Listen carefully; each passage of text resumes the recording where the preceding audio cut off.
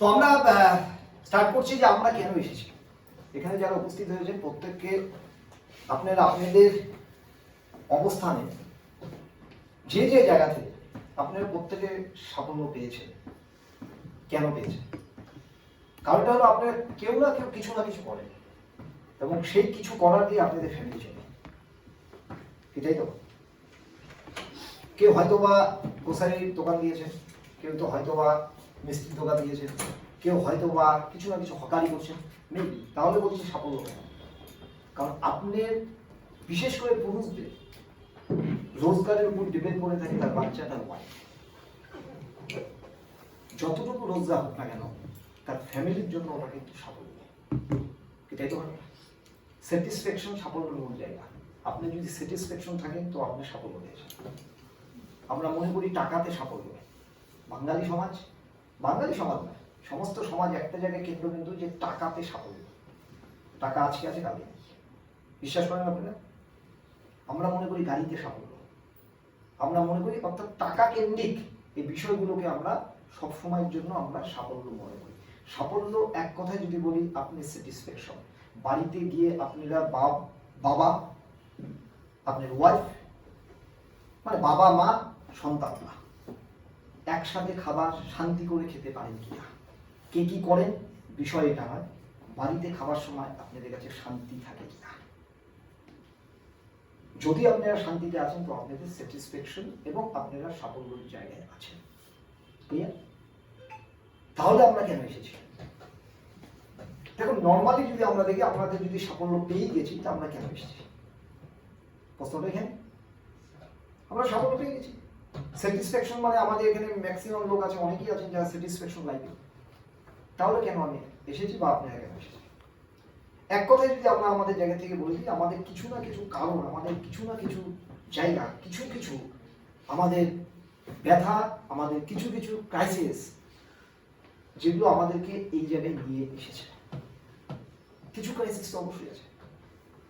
আমি আপনাদের কাছে গল্প শোনাতে আসিনি যে আপনাদের কোটি টাকা কি করে আসবে। কি করে আসবে অবশ্যই আপনার আমার কথাতে বুঝে যাবেন, কিন্তু আপনাকে আজকে কোটিপতি হতে বলিনি। আজকে আপনাদের শুধু মাথায় রাখতে বলেছি যে আপনারা মাইন্ড সেট আপ করে আমি যে আলোচনাটা রাখবো সেই আলোচনাটাকে সুন্দরভাবে রাখুন।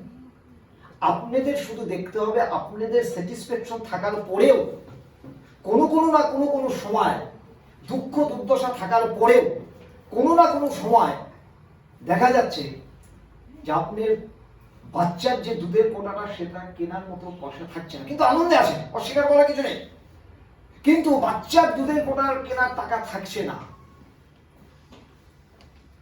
এই দুধের কোটা কেনার জন্য যাতে আপনাদের সবসময়ের জন্য পকেটে টাকা থাকে, সেই ব্যবস্থা করে দেওয়ার জন্য আপনাদের এখানে আমি উপস্থিত হয়েছি। ক্লিয়ার? আমি কি বুঝতে পেরেছি? ভালো লেগেছি? আমার একটা শর্ত আছে, ভালো লাগলে হাততালি দিবেন, খারাপ লাগলে হাততালি একটু কন্ট্রোল রাখবেন। তো নর্মালি দেখুন, আমরা এখানে না মিস কলে কি বুঝলেন, ভালো লাগাটাও না অন্যের উপর ডিপেন্ড করে। বলবো একটু মাঝে মাঝে একটু গল্প বলতে বলতে বলবো, তবে সময় আমি কভার করে দেবো, চিন্তা নেই। আমরা মিস কলের উপর ডিপেন্ড করি, জানেন কি করে? অন্যের ভালো লাগাটাও না, মানে আমার নিজের ভালো লাগাটাও, আপনি নিজের ভালো লাগাটা অন্যের উপর ডিপেন্ড করে। কি করে? আপনি ভালো লেগেছে কোনো একটা কথা, আপনি মনে হলো বাহ ভালো লেগেছে, হাততালি চলে আসে না? ভালো লাগলে হাততালি চলে আসে না?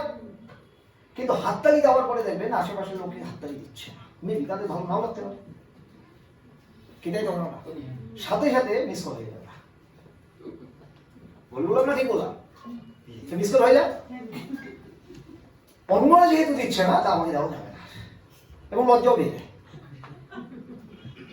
কি বললাম না, ঠিক বললাম? লজ্জাও পেয়ে যায়, এরকম আমি একটা হাততালি ধার কেউ দিলাম। লজ্জা মানে গোটো ছোট। কিন্তু একটা জিনিস মাথায় রাখবেন, আমরা নিজের ভালো লাগাটা এবং হাততালিতেও অন্যের উপর ডিপেন্ড করে আছি। তাহলে বড় কেরিয়ার করবো কোথায়? নিজের ভালো লাগা নিজের কাছে, নিজের ভালো লাগাটা অন্যের কাছে আপনারা শেয়ার করেন না। আপনার ভালো লাগা আপনার কাছেই ডিপেন্ড করছে, আপনার ভালো লাগা আপনার কাছেই ঘুরে আছে। তো আপনার ভালো লাগাটাও আমরা অন্যের উপর ডিপেন্ড করে আমাদের ধ্বংস করছি আমাদের কে। ভুল বললাম না ঠিক বললাম? দেখুন শান্তি ম্যাডাম মিস কল দিতে নিয়েছিল, হাততালি দেন, ভালো লাগে জন্য হাততালি দেন। এটা মনে করলেন ছোট ছোট কথা, ছোট ছোট বিষয়, কিন্তু এই কথা এবং বিষয়গুলো আমরা আমাদের সাধারণ জীবনের সাথে জড়িয়ে আছে। এবার আপনাদের অনেকের মনে হতে পারে অ্যাকচুয়ালি আমি তো এসেছি কোটিপতি হওয়ার জন্য, উনি কেন দুধের কোটার টাকা বলছেন? আমি তো এসেছি কোটিপতি হওয়ার জন্য, উনি কেন দুধের কোটার টাকা বলছেন? আবার অনেকে বলেছে আমি তো কোটিপতি হয়ে গেছি, আমি এসেছি আরো অন্য কারণে। আমি তাদের কাছে প্রথমে চলে আসি যে যারা কোটিপতি হতে এসেছেন, তারা কেবল আজকে সেশনটা শুনলে কোটিপতি মানসিকভাবে হয়ে যাবে। বুঝতে পারছি কথা না? কোটিপতি মানসিকভাবে হয়ে যাবে, কারণ প্রথমে আপনাকে মানসিকতা তৈরি করতে হবে। কি মানসিকতা তৈরি করতে হবে? যে এই ঘর থেকে যখন আপনি বের হচ্ছেন তার আগে আপনাকে নিজের মাথার মধ্যে নিয়ে আসতে হবে যে আমাকে ওই লেভেলে পৌঁছাতে হবে। ফর এক্সাম্পল, আমি কোন সময় মনে হয় বলেছিলাম এখানে, ভারত স্বাধীনতা পেয়েছে কত সালে? 1942 সালে। ফেসবুকে দিতে পারে কত সালে বললাম আমি? 1942।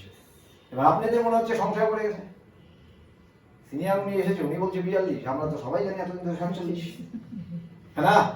আবার একটু সম্মানের জন্য কিছু বলছিল না, প্রবলেম কত দূর? অ্যাকচুয়ালি আপনাদের এই জায়গাটা বুঝে নিতে হবে কেন স্বাধীনতার কথা বললাম 42।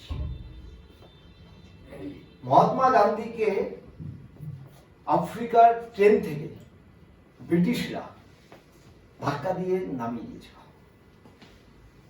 গান্ধীজি বলেছিল আমার কাছে টিকিট আছে, তারপরে বলেছিল যে তোমার এই ট্রেনে স্থান নেই, এবং ধাক্কা দিয়ে ট্রেন থেকে নামিয়ে দিয়েছিল। সালটা ছিল 1942। আর ওই মুভমেন্ট মেবি 1942, 41, 43 হতে পারে, মেবি। সালটা এখানে ফ্যাক্টর না, ফ্যাক্টর তো যে বিষয়টা আমি বলছি।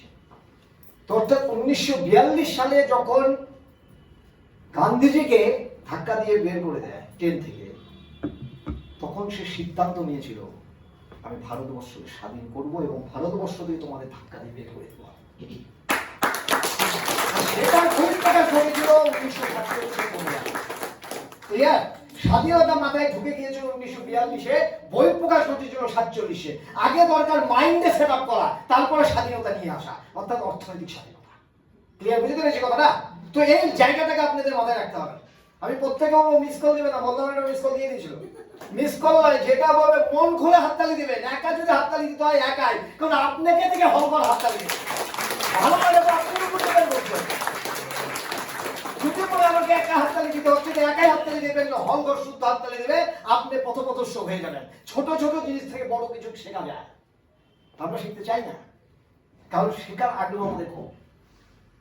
তো আজকে শুধু দুধের কোটা কেনাটা আমাদের ক্ষেত্রে দরকার নয়, শুধু এটা আমাদের নিড, এটা আমাদের প্রাথমিক জায়গা, কিন্তু এটাও তার সাথে আমাদের প্রয়োজন যে দুধের কোটা আমি আরো 100 লোককে বা 200 লোকের ফ্যামিলিতে কিভাবে কিনে দিতে পারবো, সেটা আমি শিখতে এসেছি। বুঝতে পেরেছি কথাটা? সেটা এখানে শিখতে এসেছি। আমি কটা গাড়ি নিয়ে ঘুরবো, আমি কটা কি নিয়ে ঘুরবো, ওটা আমরা এখানে দেখতে আসিনি।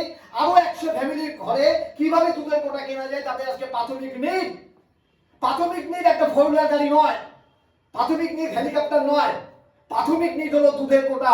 আর এভারেস্ট পিপুলের দুধের কোটার প্রয়োজন। এভারেস্ট পিপুলের বাচ্চার স্কুলে বেতন দিতে পারছে না, সেটা প্রয়োজন। আমরা এভারেস্ট দেশে বাস করি, তাই এভারেস্টদের জন্যই কথাটা বলেছি যে আমাদের প্রয়োজন দুধের কোটাটা কিভাবে সঠিকভাবে কেনা যেতে পারে, সেটা কেভা থেকে এখানে ইনকাম হতে পারে, সেজন্য আমি এসেছি।